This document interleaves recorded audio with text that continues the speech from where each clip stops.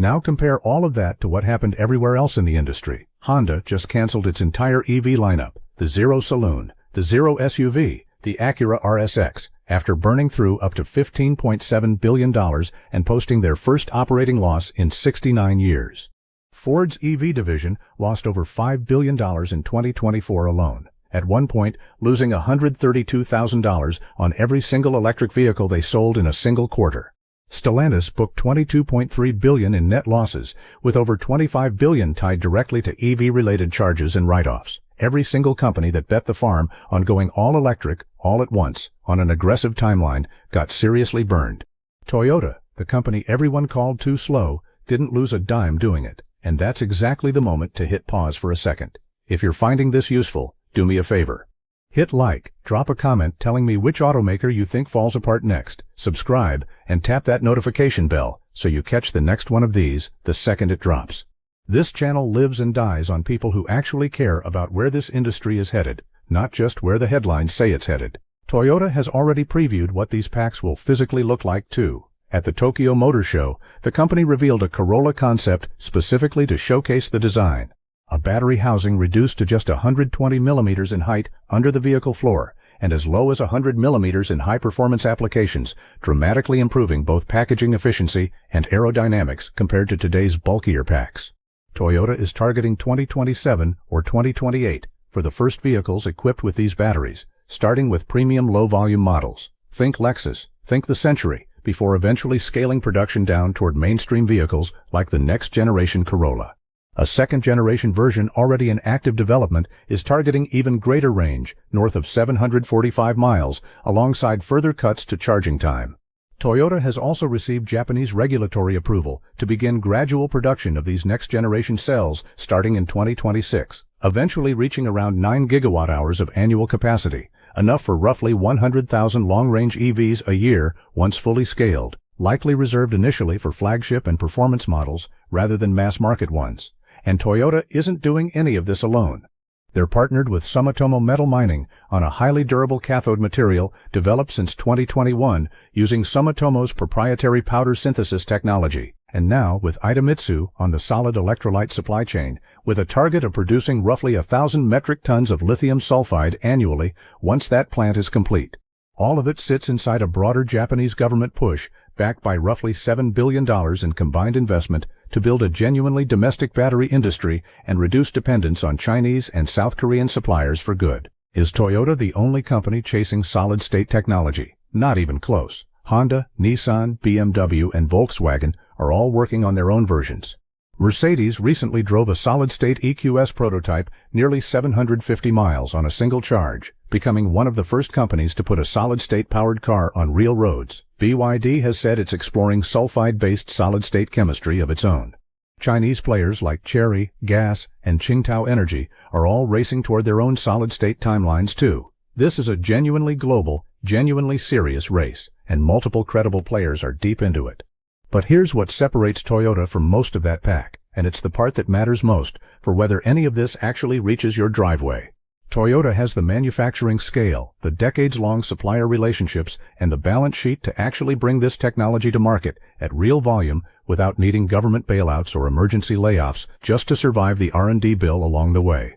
When Honda tried to gamble everything on EVs almost overnight, it nearly broke the company financially. Toyota is funding this entire next-generation battery push using profits from a wildly successful, still-growing hybrid business. That's the real difference between betting the whole house on one hand and quietly building a war chest to fund the next one. That's the real headline hiding underneath the Toyota blows up the EV market framing you clicked on. It's not that Toyota rolled out some flashy concept car on a stage with dramatic lighting.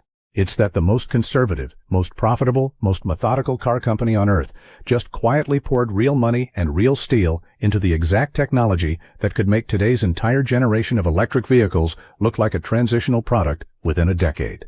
For the last 5 years, the auto industry has treated who's winning the EV race as the only question that actually mattered. BYD versus Tesla, Ford versus GM. Everybody sprinting flat out to hit government mandates and satisfy investor expectations, often moving faster than the actual battery technology, the charging infrastructure, or the real customer demand could reasonably support.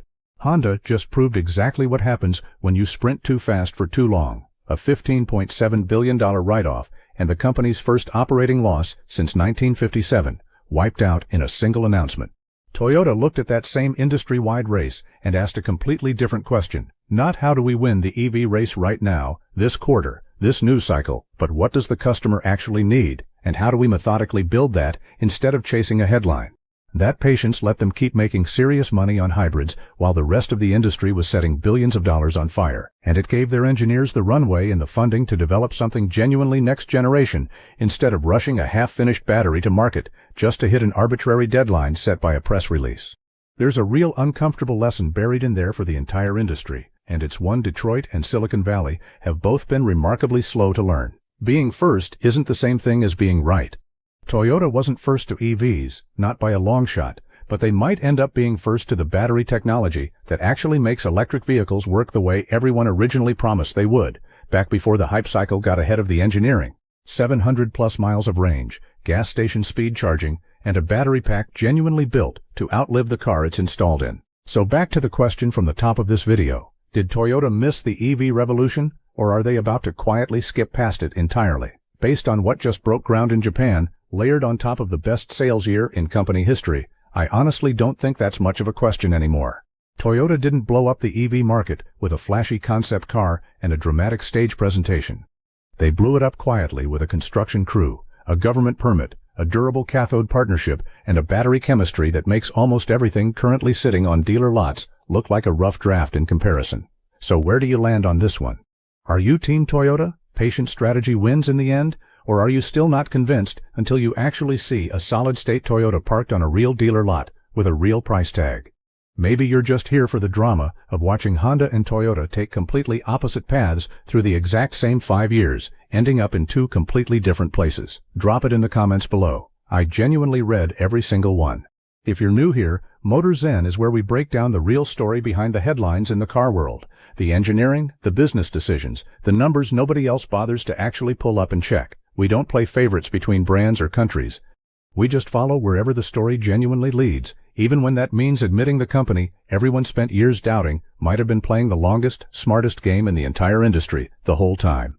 Hit subscribe, ring that bell, and I'll see you in the next one. Toyota just broke ground on something that could completely rewrite the rules of the electric vehicle game. 745 miles on a single charge, 10-minute fill-ups, a battery designed to hold 90% of its capacity for 40 years, not 40. This is the same company the internet spent half a decade calling too slow, too cautious, too stuck in the past to compete. The same Toyota that just posted the biggest sales year in its 100-year history, 11.32 million vehicles sold globally. #1 automaker on Earth, 6 years running. So here's the actual question nobody's asking out loud yet. Did Toyota miss the electric revolution, or did they just quietly make it obsolete before it ever really started? Let's rewind, because you genuinely cannot understand what just happened without understanding why Toyota played this entire transition so differently from everyone else who bet the farm on going all electric, all at once, on timelines set by investor calls rather than actual engineering reality. Back in 1997, Toyota launched the Prius. At the time, it was a punchline. A weird little hatchback with a battery bolted onto a gas engine, marketed almost entirely to people who wanted to feel good about their commute, rather than people who cared about performance or driving dynamics. Car magazines mocked it. Late-night hosts turned it into a running joke. Nobody in Detroit thought it would matter long-term. Fast forward almost 30 years, and Toyota has now sold roughly 27 million hybrids worldwide. Not EVs, hybrids. That's not a compliance experiment to satisfy California regulators. That's one of the largest sustained technology bets any car company in history has ever made. Sustained across 3 decades, through multiple recessions, wild fuel price swings, and constantly shifting political winds. And it paid off in a way almost nobody predicted back in the early 2000s. While Detroit and Silicon Valley were racing to go fully electric, often on timelines announced in press releases before the engineering teams even had working prototypes, Toyota made a deliberate and frankly controversial decision. They called it a multipathway strategy. Instead of betting the entire company on battery electric vehicles the way GM and Ford publicly committed to, Toyota kept building hybrids, plug-in hybrids, hydrogen fuel cell cars, and EVs, all at the same time, side by side, and let customers decide which one they actually wanted to drive home. Critics absolutely hated this. Wall Street analysts wrote entire reports arguing Toyota was being too cautious, too slow, too stuck in the combustion era out of fear rather than strategy. Elon Musk himself has taken multiple public shots at Toyota over the years for dragging their feet on going fully electric. Investors questioned why the world's biggest automaker wasn't sprinting toward a battery-only future like everyone else claimed the future demanded. But here's the thing about betting on what customers actually want to buy instead of what tech blogs and government mandates want them to want. It tends to work out in the long run. And in 2025, it worked out in a way that should make every single other automaker on the planet extremely nervous about the decisions they made instead. Let's put some hard numbers on the table, because this isn't a vibes-based argument dressed up as analysis. This is math, and the math is not even remotely close. In 2025, Toyota sold 11.32 million vehicles globally across the Toyota, Lexus, Daihatsu, and Hino brands. That's a 4.65% jump over 2024, and it's the best year in the company's entire history. Global production climbed 2.2% to 9.89 million vehicles, the first production increase in 2 years. Overseas sales alone hit a new peak of 9 million units. Volkswagen came in second globally with almost 9 million total vehicles. Hyundai was third with just over 7.2 million. Nobody else is remotely close to Toyota's number. Of those sales, roughly 42% were hybrids. Full battery EVs made up less than 2% of the total mix. Toyota is the biggest car company on the planet, and pure electric vehicles barely register as a rounding error in their sales figures. And yet, they're still winning decisively against every automaker that bet the farm on going electric. In the U.S. specifically, Toyota sold 4.4 million hybrids globally in 2025, with over 1.18 million of those sold in America alone, a jump of nearly 18% from the year before. U.S. sales overall climbed 7.7% to 2.52 million vehicles, driven heavily by the Corolla and Camry. Nearly half of every Toyota sold in the U.S. last year, 47%, had a battery in it somewhere, whether that's a hybrid, a plug-in hybrid, or a full EV. Lexus, Toyota's luxury arm, posted its own all-time best year with 131,851 units sold, and several hybrid models like the RX setting individual sales records. The Camry deserves its own spotlight here. When Toyota announced the Camry would go hybrid only, dropping the traditional gas-only trim entirely, industry analysts predicted serious backlash. Loyal Camry buyers, they said, would jump ship to a gas-only Honda Accord or Hyundai Sonata rather than accept a hybrid-only lineup. Instead, hybrid Camry sales climbed to 316,000 units in 2025, up from roughly 310,000 the year before, the car's best sales year since 2019. The RAV4 did the exact same thing, and Toyota has now confirmed the next generation RAV4 is going hybrid-focused too, with a plug-in hybrid variant already rolling toward a 2026 relaunch. Toyota backed this bet with real money too. Nearly $1 billion, $912 million specifically, poured into new jobs and manufacturing capacity to ramp up hybrid production, with a huge chunk of that landing at Toyota's West Virginia plant alone. So here's where it gets genuinely wild, because while Toyota was quietly dominating with hybrids and getting mocked for it, they were also working on something in the background that almost nobody outside the industry was paying close attention to. And it just became real, physical, poured concrete real. At the end of January 2026, Japanese oil giant Idemitsu Kosan broke ground on a large-scale pilot plant. Not a concept render, not a prototype teaser at a car show, an actual construction site with actual regulatory approval already secured from Japan's Ministry of Economy, Trade and Industry. This factory is being built specifically to produce solid electrolytes at scale, the key ingredient inside Toyota's next-generation battery technology, solid-state batteries. And this comes after 2 smaller demonstration facilities already proved the process works, which is exactly why Idemitsu greenlit the bigger build. Here's why that word solid matters so much, and why engineers have chased this technology for over a decade. Every lithium-ion battery on the road right now, every Tesla, every Ford Lightning, every BYD, every Rivian, uses a liquid electrolyte to shuttle charged particles back and forth inside the cell. That liquid is a big part of the reason batteries can catch fire under stress.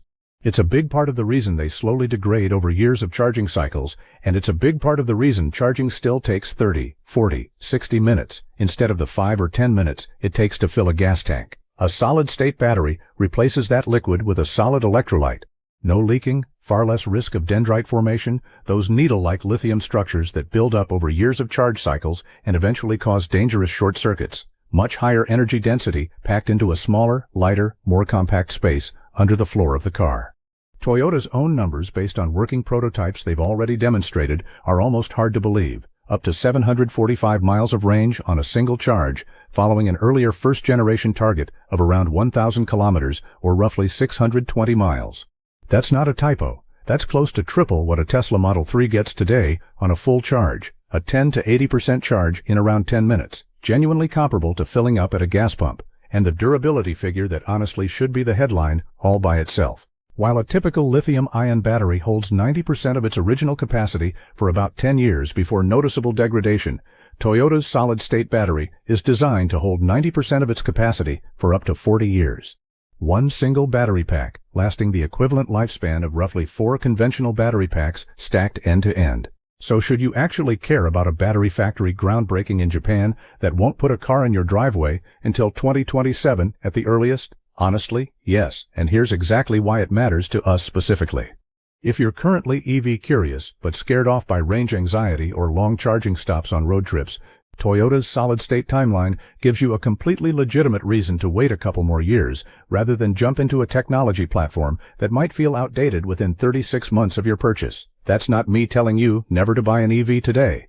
Plenty of current EVs are genuinely great daily drivers for the right buyer. It's just useful, practical information about what's coming down the pipeline before you sign a loan. If you're a hybrid buyer already, and if you drive a Camry, a RAV4, a CR-V, or basically anything with hybrid badged on the trunk lid, you already are one, you're living proof that Toyota's patient multipathway strategy has been the right call for the average American driver this entire time. Nobody's stranding you at a broken fast charger somewhere on I-80 through Nebraska in January. If you're a truck or SUV person, this matters just as much, because Toyota's hybrid and hybrid-adjacent technology is already working its way through the Tundra, the Sequoia, and eventually the Tacoma lineup, and a battery breakthrough like this eventually filters down into those larger, heavier platforms too, not just sedans and compact crossovers. Even Toyota's tariff response tells you something here. With new U.S. tariffs on Japanese imports initially set at 25% before being negotiated down to 15%, Toyota chose to absorb much of that added cost internally rather than pass it straight on to customers through broad price hikes, while simultaneously expanding local U.S. production and tightening cost controls elsewhere in the business. And if you're an enthusiast who just genuinely likes watching this entire industry evolve in real time, this is honestly one of the more interesting inflection points we've seen in years. For over a decade, the whole EV conversation has boiled down to range versus cost versus charging speed. Pick two. You can't have all three. Solid-state batteries are the first real physically demonstrated technology that could let you actually have all three at once without the massive trade-offs we've all been living with since the first Nissan Leaf. If Toyota, or honestly anyone else in this race, actually pulls this off at real scale, it resets what normal means for every single electric car on the market. Tesla, Ford, BYD, all of them, no exceptions.